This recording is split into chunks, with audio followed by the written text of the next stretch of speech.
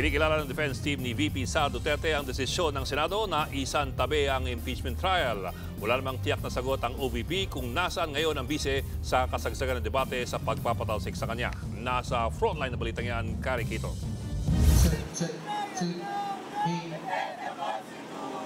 Bago pa man ang debate ng mga senador kaugnay ng impeachment ni Vice President Sara Duterte, nagrally na sa labas ng Senado ang iba't ibang grupo sa pangunguna ng Tindig Pilipinas.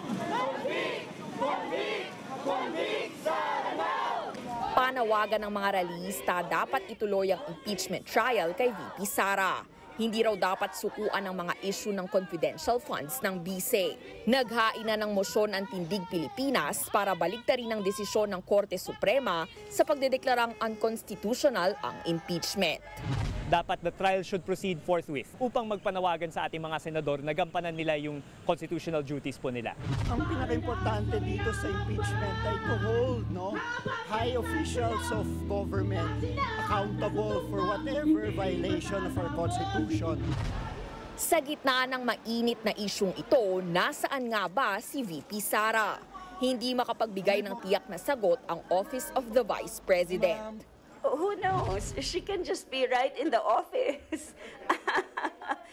A few steps away. Hindi lang natin nakikita, pero yung trabaho na kailangan niyang gawin for the office is still being done. Minsan virtual, minsan ghost.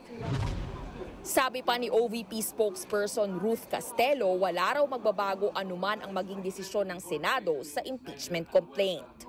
Impeachment or no impeachment, the Office of the Vice President will work the same or even harder. Ayon sa source ng News 5, nasa Davao City ang BISE. Una na ring sinabi ni VP Sara na tutulak siya sa Kuwait sa August 8 para dumalo sa isang gathering ng Duterte supporters.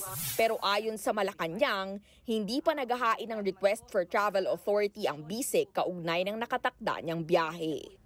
Nagbabalita mula sa Frontline, Kari Quito, News 5. Mga kapatid, Ed Lingaw po, maging maalam at may pakialam sa mga napapanahong balita sa ating bansa. Para sa mas malilimang pagtalakay at paghimay sa mga issue at headlines, mag-follow at mag-subscribe sa social media pages ng News 5.